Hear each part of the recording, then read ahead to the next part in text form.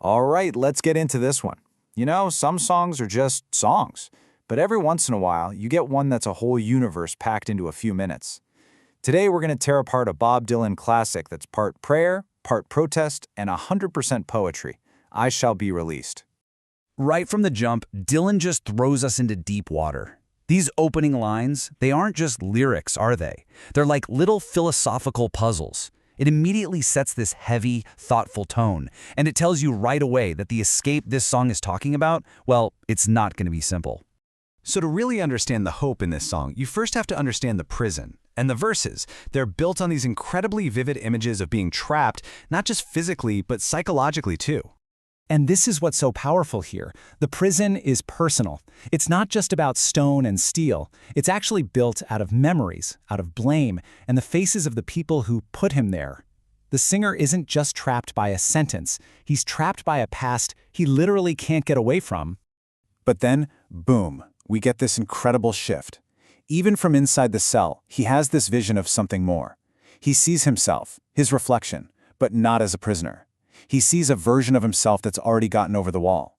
I mean, this just perfectly lays out the song's core conflict. A body that's trapped, but a spirit that's already flying free. And that's really the question at the heart of it, isn't it? Is he seeing a future where he literally walks out the gate, or is he having this profound spiritual moment where the physical walls just don't even matter anymore? The song just leaves that hanging there for us to think about. And from there, the song's lens kind of pulls way back. It stops being about just one person's private struggle and becomes this huge, shared experience, a cry for justice coming from, of all things, a lonely crowd. A lonely crowd. Wow. Just think about that phrase for a second. It's such a perfect contradiction. It totally captures that feeling of being surrounded by people but feeling completely and utterly alone. But it's in that shared space that the singer hears it. That same plea, the universal cry of anyone who's ever felt wrongly accused or unfairly judged. And this is what turns the song from a personal story into a true anthem. It plugs right into this idea of collective suffering. See, the singer's pain is his own, for sure, but when he recognizes that same exact pain in the guy next to him, his plea for release suddenly becomes a voice for everyone trapped in that lonely crowd. Which, of course, brings us to the chorus. After all the darkness and confinement in the verses, the chorus is like this sudden, explosive burst of pure certainty and hope. It's the song's emotional release valve, and it is powerful. You can feel it building with every verse, right? This tension that just needs to break, and it all comes down to this one simple, powerful declaration. Just listen to the absolute conviction in that. It's not I hope or I wish, it is I see. It's a vision, a promise. And the light isn't some little pinprick, it covers the whole horizon, west to east. And freedom? It's not some far-off dream, it's right around the corner. Any day now. That conviction is what makes the chorus just soar.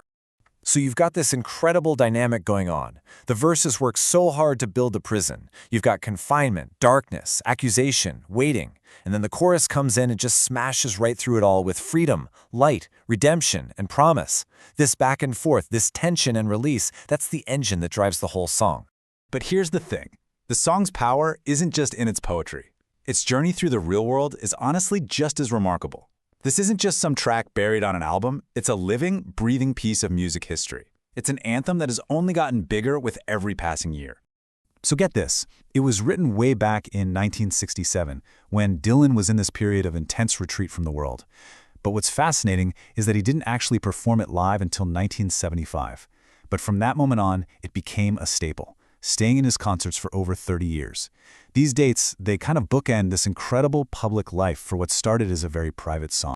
491. That's the official number of times Bob Dylan performed this song live. Just let that sink in for a second. A song becomes an anthem not just because of its words, but because it gets shared over and over and over. This was a core piece of his life's work, a message he clearly felt he had to deliver nearly 500 times. And you see it pop up all over his official releases. There are live versions, compilations, alternate takes from the Bootlegs series, the whole shebang. The song has been captured and reimagined again and again. Each version is like a snapshot in time, showing how its core message of hope could resonate through totally different decades and totally different sounds. So all of this brings us right back to the central mystery, doesn't it? After all these years, after all those performances, after being sung by so many other artists, the meaning of that word release, it's still so beautifully open. Is it about physical freedom? Is it spiritual forgiveness? Inner peace? Maybe it's all of them. And that's the question the song leaves with us. And it's exactly why, any day now, it'll keep finding someone new who needs to hear it.